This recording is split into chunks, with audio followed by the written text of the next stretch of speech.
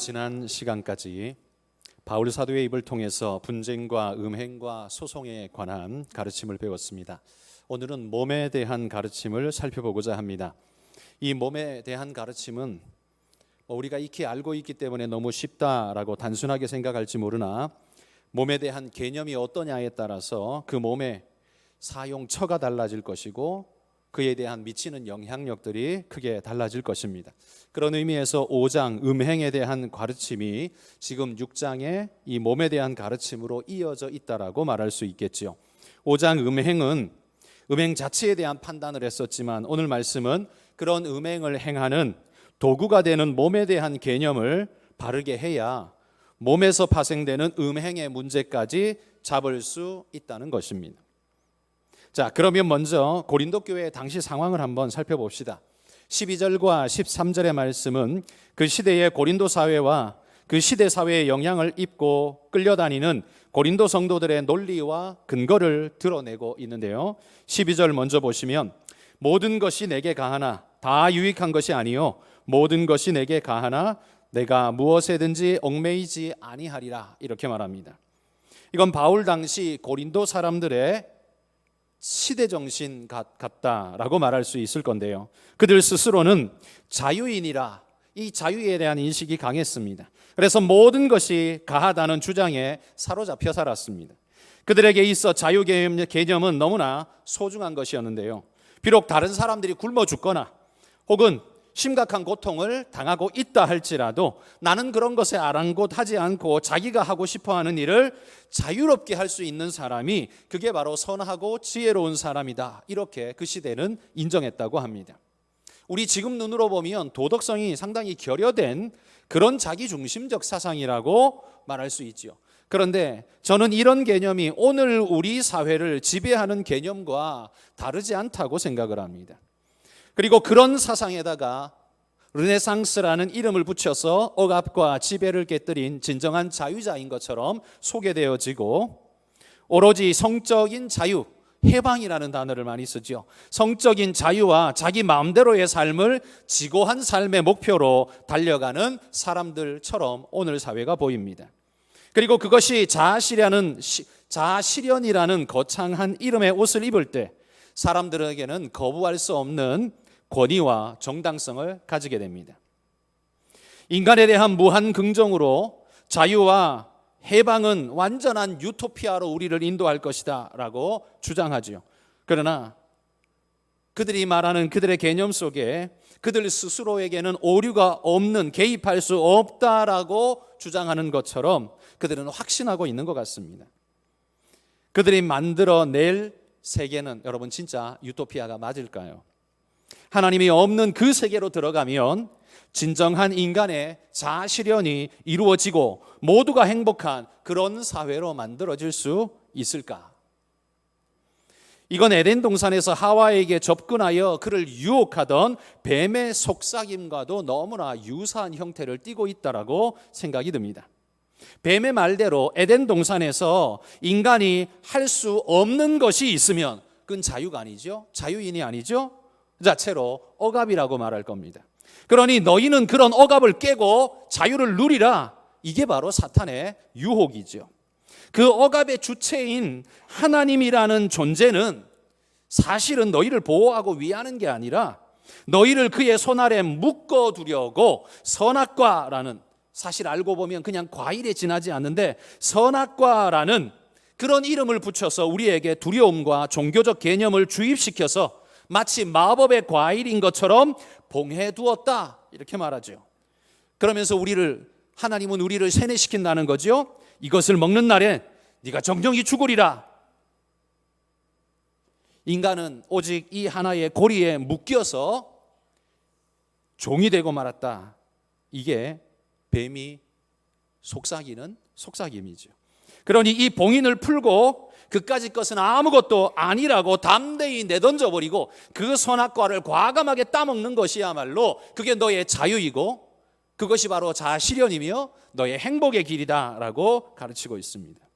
그러면 네가 바로 그 에덴 동산의 진정한 주인이 될 거라는 거지요. 종교적인 봉인을 해체하는 순간 너는 진정한 자유를 맛보게 될 것이며 너는 곧 하나님이 될 것이다.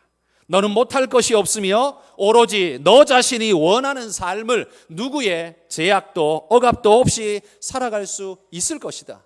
여러분, 이게 바로 뱀이 아담과 하와에게 했던 유혹입니다. 이 뱀의 개념을 공산주의가 고스란히 활용을 잘 했죠. 에덴 동산의 선악과를 봉인해 놓은 이 봉인, 그 이름을 종교라고 불렀습니다. 그 종교를 해체하는 순간 인간에게 진정한 자유가 찾아온다, 그들은 주장하지요. 그런데 역사적으로 진정한 자유가 그 공산주의 세계 속에 찾아왔는지를 우리는 100여 년이 넘는 시간 동안 공산주의를 봐왔습니다. 그 시간 동안 그들의 세계 속에 진정한 자유가 찾아왔고, 정말 그들의 말처럼 공평하면서도 행복한, 그들이 누리고자 하는 그 유토피아의 삶 같은 삶이 그들에게 주어졌는지를 한번 보십시오. 종교가 사라지면 인간에게 진정한 해방과 자유가 주어지게 됩니까? 그들의 논리와 개념이 매력적으로 보일 수는 있지만 진정한 인간의 인간다움을 추구하며 선을 추구하고 모두를 복되게 하는 결과를 그들이 정말 낳았는가라고 묻는다면 결코 그렇지 못하다고 우리는 경험적으로 분명히 말할 수 있습니다. 여간 그 사상을 적극적으로 실천했던 그 나라들을 살펴보면 명확하죠. 결과는 결코 그렇지 않다는 것 명백하게 증명된 일이고, 그렇다면 이 논리는 중대한 흠결을 가지고 있다는 것이 확인된 것입니다. 여러분, 저는 사상가도 아니고 철학자도 아니고 평범한 한 목사에 지나지 않기 때문에 논리적이고 정확한 정답을 말해줄 수 있는 능력은 없지만, 이 논리의 가장 중대한, 그들의 논리의 가장 중대한 흠결은 어디에서 시작하는가? 인간에 대한 무한 긍정을 기초로 한 인간관에서부터 시작된다고 봅니다. 이런 인간관은 사탄이 하와에게 주입시켰던 바로 그것이죠. 그리고 그 추동은 너무나 매력적이어서 그 당시 모든 인간이, 사실 에덴 동산의 모든 인간이라 그래봐야 2명밖에 안 되죠. 그렇지만 그 모든 인간이 넘어가 버렸습니다. 그런데 그 추동이 오늘 우리 세계를 지배하고 있습니다. 그리스도인들조차도 창세기를 펴 아담과 하와의 모습을 보며 어리석은 아담이라고 말하지만, 정작 오늘 이 시대가 그 뱀처럼 똑같이 공격해오는 공격 앞에 우리는 아무런 무방비 상태로 무너지고 그들이 말하라는 대로 말하고 그들이 끄는 대로 끌려가는 그 추동에 심각하게 요동치고 있는 우리의 모습 아닌가? 여러분, 우리는 돌아봐야 합니다. 고린도 교회가 그러고 있었다는 겁니다. 고린도 교회를 추동하는 사회적 논리가 2가지 있었다고 오늘 본문 앞부분에 이야기합니다. 12절에 보면 그들은 우리는 자유인이기 때문에 모든 것이 가능하다, 이렇게 주장하고 있습니다. 시대 사상이 자유를 추구하고 자유를 억압하는 그 어떤 것도 악이라는 개념을 가지고 있었습니다. 게다가 바울이 선포한 율법 속에서 벗어나, 율법에서 벗어나 오직 믿음으로 구원받는다는 개념이 고린도 교회 안에 바울의 증거를 통해서 명확하게 살아 있었죠. 그러니 이 개념과 우리는 자유인이기 때문에 모든 것이 가능하다라는 사회적인 개념이 마치 결을 같이 하는 이야기처럼 느껴지게 됩니다. 그래서 생각이 급지 못한 사람들은 이 2가지가 같은 뜻이라고 쉽게 속단해 버립니다. 그러고 나니 교회 안에서 모든 것이 가능하다는 주장이 거침없이 내뱉어지게 되는 겁니다. 그리고 성도들도 거기에 반대하지 못하는 건 율법주의를 배격하는 믿음으로의 구원, 그게 복음 아니냐, 그렇게 배웠기 때문에 그거와 그것이 다른 개념으로 보이지 않는다는 거죠. 시대와 교회가 같은 방향으로 흘러가는 것 같으니 얼마나 좋습니까? 그냥 시류에 몸을 맡기면 되는 겁니다.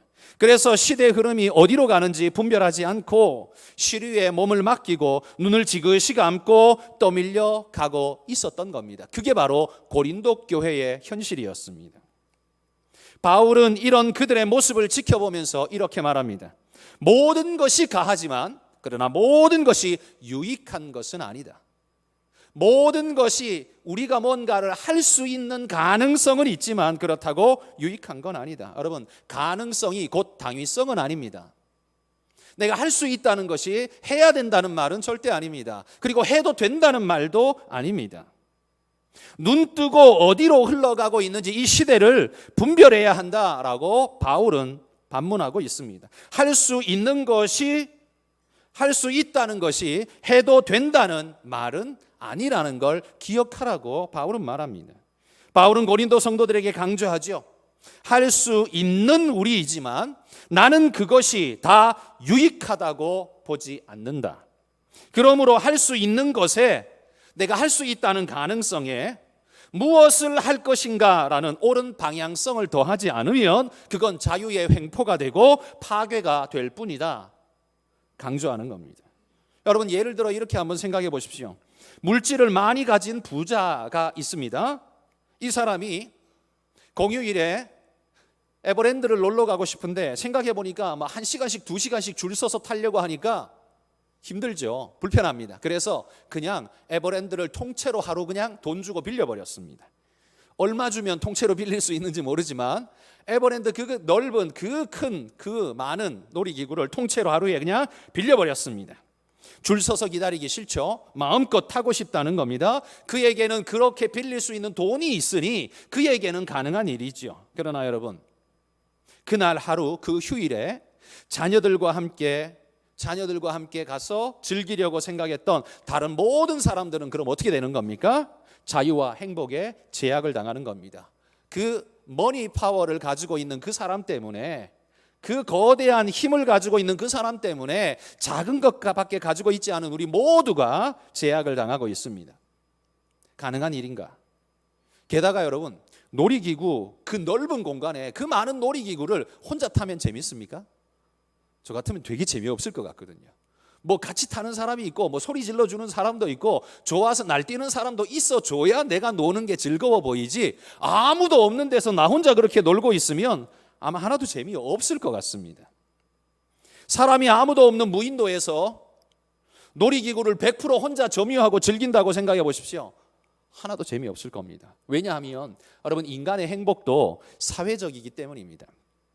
하나님도 삼위일체의 하나님으로 서로 충돌이 없고 대립이 없는 완전한 조화로서 존재하시듯 인간도 관계성 속에서 조화를 이루며 살아갈 때 그때 행복을 느끼도록 창조된 것입니다. 그래서 바울은 말합니다. 모든 것이 내게 가하다 말할지라도 다 유익한 것은 아니니 하나님이 기뻐하시며 공의에 부합하는 그런 아름다운 가능성을 사용하는 것이, 부합하도록 사용하는 것이, 그게 바로 성도의 바른 자세, 바른 자유라는 겁니다. 그런 의미에서 몸에 대한 가르침도 함께 나옵니다. 내 몸인데 왜 내 마음대로 못해? 이렇게 말하는 사람이 있을 겁니다. 이게 바로 자유를 부르짖는 사람들이겠죠.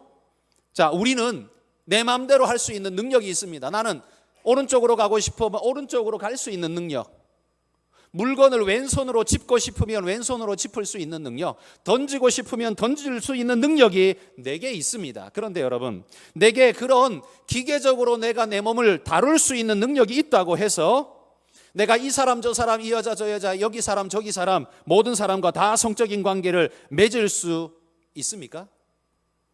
기능적으로 불가능하다는 소리가 아니라 그래도 됩니까? 그게 가능한 이야기입니까? 물리적으로는, 기계적으로는 내게 그런 능력이 있을 수 있다 할지라도 그건 옳은 일도 바른 일도 아니죠.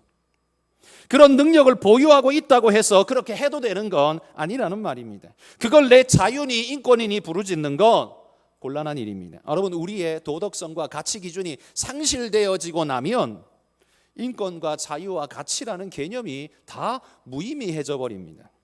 우리는 공유하고 있는 하나님이 주신 양심과 이 도덕이라는 이 아름답고도 귀한 기초석 위에 있을 때만 우리가 자유라고, 우리가 인권이라고, 우리가 무엇이라고 부르짖는 그런 것들이 진짜 고귀한 가치로 우리에게 다가올 수 있는 겁니다. 그런데 기본 베이스를 다 파괴시키고 나면 그 나머지는 의미가 없어진다는 겁니다. 모든 것이 가하다는 주장을 가지고 모든 것의 정당성을 더 씌우려는 행태는 그건 마귀가 하는 전법이라는 거지요. 그러기에 그 시대가 가지고 있었던 나는 자유인이기 때문에 모든 것이 가하다라는 주장은 굉장히 위험한 주장이 될 수밖에 없는 겁니다. 그게 그 시대의 시대사조였다는 거죠. 두 번째, 그들을 추동하는 사회 논리는 13절에 나오는 음식은 배를 위하고 배는 음식을 위하나 하나님은 이것들을 패하신다라는 주장입니다. 음식은 배고프니까 먹고 에너지를 얻기 위해서 필요한 거죠. 배를 위해서 필요하다라고 표현합니다. 그리고 배는 그런 음식을 소화시켜서 내게 에너지를 제공할 수 있는 그런 기능으로 장기가 형성되어 있고 기능하고 있습니다. 그래서 배는 그 음식을 위해서 위한다라고 표현하는 게 맞을 겁니다. 그런데 음식이든 배든 결국 썩어 흙으로 돌아갈 것입니다. 그러니 어차피 사라질 것이라면 어떤 식으로 쓰든지 상관없다라는 논리가 그들의 생각이었습니다. 어차피 없어질 것이니 마음대로 해도 됩니까? 그건 아니죠. 그래서 바울은 13절 중반에 이렇게 말합니다. 몸은 음란을 위하지 않고 오직 주를 위하여 있으며 주는 몸을 위하여 계시느니라. 몸이 음란할 수 있는 기능적 능력을 가지고 있다고 해서 그게 우리의 목표는 절대 아니라는 말이죠. 오히려 몸은 주를 위하여 있다고 선포하고 있습니다. 오늘 본문 구절에서 고린도 성도들과 그 시대 사람들은 몸이라는 개념을 단백질 덩어리 정도로 생각하고 있는지 모르지만 성경이 말하는 몸의 개념은 결코 그 정도가 아닙니다. 몸이란 나라는 존재가 사회적으로 표현되어지는 대표적인 창구이지요. 하나님이 내게 주신 그 영혼과 정신, 그것을 내 온전한 삶으로 구현해낼 수 있는 통로가 바로 우리 몸입니다. 그리고 그 몸은 그래서 나 자신이라고 우리는 말합니다. 그러니 몸이란 기능만 가지고 있는 고깃덩어리가 아니라 나라는 존재인식과 내 삶의 방향성과 목표와 가치를 실현해내는 훌륭한 하나님이 주신 좋은 도구요 선물이다라는 말입니다. 그러니 이 도구를 어떻게 쓰느냐가 내 가치를 결정하고 드높일 수 있다는 거지요. 기능이 있으니 마음대로 써도 된다가 아니라 훌륭하게 씀으로써 가치를 높이고 유익을 끼치며 하나님의 영광을 드러내라고 주신 하나님의 선물이라는 말입니다. 그러면서 바울은 우리 몸을 소중히 생각해야 하는, 여겨야 하는 이유가 무엇인지를 4가지로 설명합니다. 우리 몸은 욕구를 따라 그냥 막 굴려도 되는 그런 하찮은 것이 아니라 아주 소중한 가치의 것임을 4가지로 이유를 설명합니다. 그 첫 번째, 우리가 함부로 우리 몸을 사용하면 안 되는 그 첫 번째 이유는 15절에 보면 우리 몸은 그리스도의 지체이기 때문이다 라고 말합니다. 우리가 그리스도의 지체라는 말입니다. 몸으로 빗대어 말하자면 머리가 그리스도이고 손과 발과 눈과 코와 입, 바로 우리, 지체가 된 우리라는 거지요. 나무로 비유하자면 그리스도는 나무의 뿌리와도 같고 우리는 거기에서 자라난 가지와도 같다는 겁니다.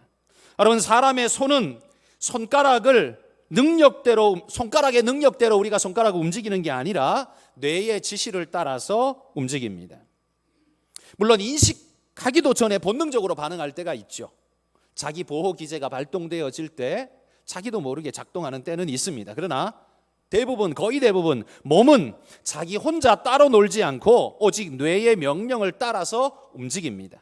나무도 뿌리의 진액을 먹고 가지 끝에 열매를 맺습니다. 가지가 혼자, 뿌리 없이 혼자 하는 건 아니라는 말이죠. 그러기에 성도는 그리스도의 지체, 그리스도의 몸된 지체라는 사실을 기억해야 합니다. 그러면 당연히 그리스도의 열매를 맺어야겠죠.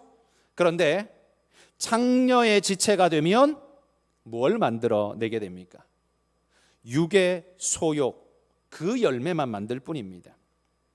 그리스도의 지체가 어떻게 창녀의 지체가 됩니까? 그건 접붙임을 생각해 보십시오. 그리스도의 나무에 붙어 있었던 우리 가지가 창녀의 나무에 옮겨 붙으면 그 다음부터 열매는 어떤 열매를 맺습니까? 그 나무에 열매를 맺을 수밖에 없다는 거죠. 그리스도의 지체는 우리가 그리스도의 지체라고 부를 때 그건 붙어 있기만 하기 때문에 그런 것이 아니라 그 지체는 사명이 있습니다. 여러분, 나무 끝에 가지는 어떤 사명을 가지고 있습니까? 열매를 맺어야 하는 사명이 있죠. 내 안에 소욕이 부르는 대로만 움직이면 그걸 좋게 말해서 본능적 존재, 좀 나쁘게 말하면 짐승 같은 삶, 이렇게 부를 겁니다. 그러나 우리는 내 안에 소욕이 부르는 대로만 움직이는 게 아니라 그리스도의 지체로서 그리스도께서 명령하신 대로 우리는 움직입니다. 그게 우리라는 겁니다. 우리의 사명을 성취하기 위해, 그 사명 성취하기 위해 우리를 하나님께서 그의 가지로 불러주셨다는 거죠. 그러기에 여러분, 우리는 주님의 나무에 붙어 있는 가지, 지체라는 사실을 잊지 마십시오. 그 모든 것에서 독립되어 나는 자유인이다 그러면서 나 중심으로 생각하는 게 아니라 우리 모두는 하나님과 연결된 은혜의 존재로서, 지체로서 사명의식을 잊지 말아야 한다는 거죠. 두 번째로 우리가 몸을 함부로 사용하면 안 되는 우리 몸의 중요한 두 번째 이유는 16절에 창녀와 합하는 자는 그와 한 몸이 되는 것이기 때문에 그렇습니다. 창녀와 한 몸이 되면 어떻게 됩니까? 한 몸이면 당연히 그가 가는 곳으로 가겠죠. 그가 하는 일을 할 수밖에 없겠죠. 그가 지시하는 일을 행할 수밖에 없을 겁니다. 다른 열매를 맺을 수가 없을 겁니다. 결국 그가 맺을 수 있는 삶의 열매는 철저하게 창녀가 원하는 것. 좀 표현이 좀 죄송스럽습니다만 성경에 그렇게 기록되어 있기 때문에 이렇게 쓸 수밖에 없는데 그렇습니다. 그러므로 우리는 몸을 함부로 사용하면 안 됩니다. 그건 우리 몸을 만드신 하나님의 뜻에 부합한 일이 아니며 우리 사회를 복되게 하고 나 자신이 행복해지는데 유용해지는 길이 아닙니다. 모두가 불행할 수 있는 길입니다. 표피적으로는 행복할지 모르지만 그 행복도 아닌데 사실은 표피적으로는 즐거울지 모르지만 진정한 인간의 행복은 거기에서 오는 것은 아니라는 거죠.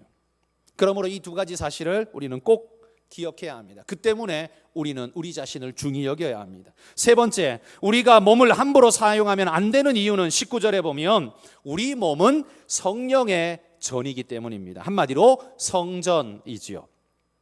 성령 하나님께서 우리 안에 영원히 계시기 때문에 우리 몸은 하나님의 집이 되었고 그분을 예배하는 성전이 되었고 그분이 원하시는 사역을 위해 사용되어지는 하나님의 무기가 되었습니다. 그러하기에 모든 것을 할 수 있는 기능적 능력이 있다고 해서 아무거나 해서는 안 되는 것입니다. 여러분 TV에 영국 왕실 근위병들을 보신 적이 있죠? 마치 마네킹처럼 서 있는 그 사람들, 정말 신기하게도 꼼짝도 안 하며 서 있는 그 사람들을 보면 이 사람인가? 생각이 많이 들죠. 여러분 그 왕실 근위병들은 쪼그리고 앉을 능력이 없을까요? 철퍼덕 주저앉을 능력이 없을까요? 앉아서 돌아서서 담배 필 능력이 없을까요? 그 능력 다 가지고 있습니다. 그런데 왜 못하고 있죠? 그건 못하는 게 아니라 안 하고 있습니다. 왜? 사명이 있기 때문에 그런 겁니다. 자신이 누군가를 명확히 알고 자신의 사명이 무언가를 분명히 알기에 자신이 할 수 있는 많은 것들을 제약하고 오히려 스스로 절제하고 해야 하는 것으로 자신의 삶의 방향성을 몰아가면서 달려가는 목적 있는 삶으로 살아가는 겁니다. 그러니까 여러분 우리는 그리스도인들은 이 길로 갈 수 있는 능력도 있습니다. 반대로 저 길로 갈 수 있는 능력도 있습니다. 그러나 나는 주님이 이 옳은 길로 가라고 말씀하시고 그 길이 옳다라고 보여주신다면 나는 그 길로 가겠다라고 결심한 사람입니다. 그래서 그리스도인입니다. 그 길을 따라가다가 혹 이런저런 어려움이 있을 수 있고 또 발생하겠지만 또 그 길을 가다가 나는 좀 다른 일을 해보고 싶고 딴 길로 가보고 싶은 욕구가 생길 수도 있겠지만 그건 내가 이루고자 하는 목표를 향해 하나님께서 내게 허락해 주신 꿈과 자아 실현을 위해 그 모든 것 절제하고 양보하고 목표를 향해 달려가는 믿음의 일꾼이 되는 겁니다. 그리스도인은 자기 몸이 하나님이 살아 역사하시는 성전이라는 개념을 잊지 마셔야 합니다. 그래서 나는 자유인이야. 난 이거 할 수 있어. 내겐 나는 이런 자유가 있고 권리가 있어. 나는 대한민국의 시민이기 때문이야. 그게 없다는 말이 아닙니다.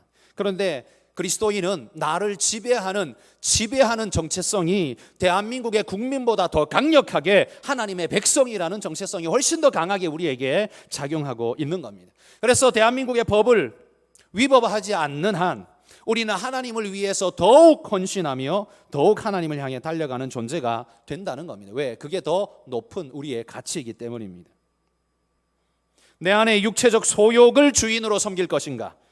내 안에 살아 역사하시는 하나님을 주인으로 섬길 것인가? 결단하셔야 합니다. 하나님 버린다고 해서 자유자가 되는 것 아닙니다. 사실 모든 사람은 죄의 종이 될 뿐이고 그 욕심과 소욕의 종이 될 뿐이지 엄밀히 말해 자유자가 되는 것 아닙니다. 선택은 억압이 아니라 여러분 자유자의 권한입니다. 특권입니다. 우리는 자유하기에 여러분의 의지와 결단을 통해서 하나님이 제시하신 그 길을, 하나님 그 길이 나는 옳다고 믿습니다. 그래서 나는 그 길을 가겠습니다라고 결심한 겁니다. 그게 그리스도인입니다. 마지막으로 우리가 몸을 함부로 사용해서는 안 되는 네 번째 이유는 20절에 보면 우리 몸은 주님께서 값으로 사신 것이기 때문입니다. 그러니까 이미 소유권이요, 내게 있는 게 아니라 주님께 넘어갔다는 거죠. 그걸 인정하는 것이 그리스도인입니다. 세상 사람은 절대로 이걸 인정하지 않습니다. 그렇기 때문에 세상 사람과 그리스도인의 삶은 결단코 똑같은 색깔, 똑같은 향기를 낼 수가 없는 겁니다. 왜? 기본 전제 자체가, 출발 자체가 완전히 다르기 때문이에요. 그러면 주님이 강제로 내 주권을 탈취해 가셨습니까? 아닙니다. 여러분이 믿음을 가지고 세례를 받으실 때 여러분이 고백하셨습니다. 주님이 나의 주인이라고 고백하셨고, 내 모든 죄를 대속하셨고, 나의 주님이라고 여러분들은 고백하셨습니다. 그리고 주님의 대속의 은혜가 그 이후 우리에게 완전하게 유효케 되었습니다.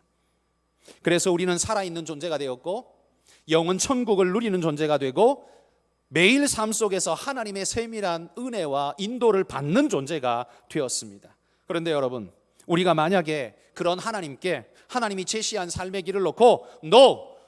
나는 자유인으로 남겠어, 당신과 나는 무관하오 라고 소리친다면, 여러분, 주님은 우리와 무관한 분이 되실 것이고, 그분의 대속은 나와 상관이 없을 것이며, 나는 그분의 축복을 하나도 받아 누릴 수 없는 존재가 되고 말 것입니다.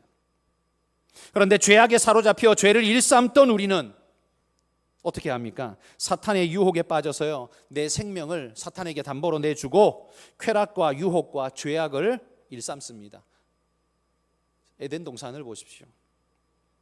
뱀은 주인이 절대 아닌데 아담과 하와는 그 뱀에게 자신의 미래와 생명을 담보로 주고 마음껏 누리겠다라는 쾌락과 유혹과 죄악을 누린 존재가 되었습니다. 사탄은 주인도 아니면서 그걸 가로채버린 자가 되었습니다. 사탄은 우리 생명의 담보를 꽉 틀어쥐고는 우리를 종처럼 부리기 시작했습니다. 우리는 그에게 벗어날 수 없는 존재가 되었습니다. 여러분들이 도덕적으로 선하고 깨끗하게 살았다고 해서 사탄의 그 소나기 마수에서 벗어난 존재라고 생각하십니까? 착각입니다. 잠시 사탄이 지금 그냥 조용히 가만히 쳐다보고 있을 뿐이지 여러분이 그 마귀의 손에서 벗어난 건 아닙니다. 궁극적으로 본질적으로 거기서 벗어나야 합니다. 그렇게 매여 있던 우리를 위해서 주님께서 우리 죄를 대신 짊어지고 죽으심으로 우리 발에 채여 있던 절대로 풀 수 없었던 죽음의 착고를 하나님이 깨트리셨습니다. 더 이상 사탄이 끄는 대로 끌려가지 않을 수 있게 되었습니다. 사탄이 쥐고 흔들던 그 단보물 때문에 우리는 도망도 못 가고 붙잡혀 있었는데 주님께서 그 모든 걸 해체하시고 우리를 구원하셨습니다. 그리고 이제 우리는 주님의 것이 되었습니다. 사신 것이 되었으니 주님이 우리를 샀다는 거예요. 그런데 우리 주인님은 자기를 위해 우리를 소모시키는 분이 아니라 우리를 위해 자기를 소모시킨 분이셨습니다. 아무것도 아닌 우리를 위해 하늘의 영광 보좌를 버리고 이 땅에 오셔서 그 모든 치욕과 수치를 당하시고 십자가 고난을 당하시고 죽음에 죽으시고, 그리고 우리에게는 하늘의 천국을 약속해 주시고 주님과 함께 부활의 영광을 허락해 주시며, 오늘을 살아갈 때에 너는 내 자녀라, 늘 내가 너를 사랑하고 돌보며 내가 너의 길을 인도한다, 하나님의 인도를 은혜로 허락해 주시는 겁니다. 더 이상 우리는 이 거짓된 죄악의 쇠사슬에 끌려다니지 않아도 되는 존재가 된 겁니다. 우리 주인님 때문에요. 그런데 여전히 여러분, 오늘 나는 구원 얻었다고 생각되는 나는 뭔가에 끌려다니는 것 같은, 하나님이 아니라 다른 어떤 것에 끌려다니는 것 같은 건 무엇 때문입니까? 여러분, 사탄이 우리 귀에 계속적으로 나는 여전히 널 지배하고 있고 너는 역시 예전처럼 내 말을 들어야 해 라고 속삭이는 그 사탄의 속삭임에 여러분 우리는 착각하고 빠져 있는 겁니다. 그런 욕구와 소욕은 우리가 이겨낼 수 없는 것처럼 사탄은 계속 조장합니다. 그리고 어쩔 수 없었다는 주장을 하게 만들죠. 여러분 어쩔 수 없는 게 아닙니다. 이겨낼 수 있습니다.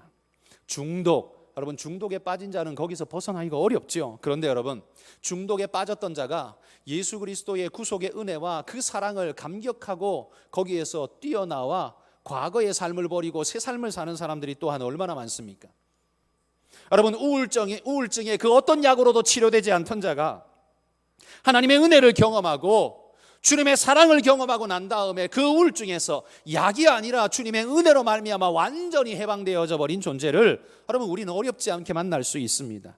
그 중독, 그 심각한 중독에서부터 이겨낼 수 있게 만든 게 뭡니까? 그건 내 의지와 내 능력이 아니라 하나님의 은혜라는 겁니다. 그 은혜를 경험했더니만요, 그 모든 어려움, 내 능력으로는 할 수 없었던 것 같은데 이겨낼 수 있도록 하나님이 만들어 주시는 겁니다. 이끌어 주시는 겁니다. 그러므로 여러분 이제는 우리의 귀에 속삭이며 내 육신적 본능을 자꾸만 충동질하면서 너는 원래 내 거야, 내가 시키는 대로 했어, 이렇게 해야 너는 행복해 라는 거짓말들을 향해 여러분 우리는 담대히 그 사탄을 향해 외쳐야 합니다. 이렇게 외치시기 바랍니다. 나사렛 예수 그리스도의 이름으로 명하노니 사탄아 물러가라.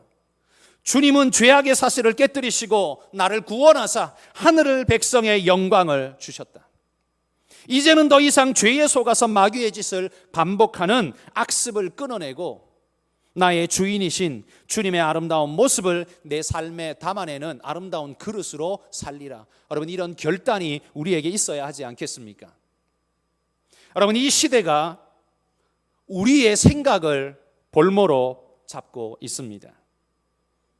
갖은 감언 이설과 멋져 보이는 정의들을 앞세워서 우리로 하여금 맥없이 사로잡혀 가도록 만듭니다. 에덴 동산에서 사탄이 사용했던 그 방식을 각 시대마다 다른 이름의 옷을 갈아입혀서 우리를 지배하려 한다는 겁니다.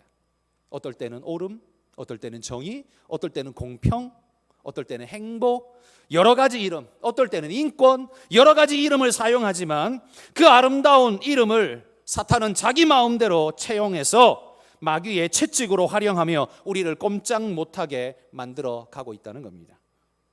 이런 정의가 이 집단, 사람들을 집단으로 최면에 빠지게 하고 거기서 헤어나오지 못하게 하는 현실들을 여러분 우리는 우리 주변에서 어렵지 않게 볼 수 있습니다.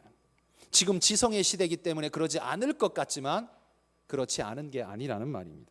성도 여러분, 시대가 우리에게 주입시키는 시대 정신에, 그냥 시대 정신이라고 말하는 그것에 여러분 아무 맥없이 끌려다니지 말고 성경적 의문을 가지시기를 소망합니다.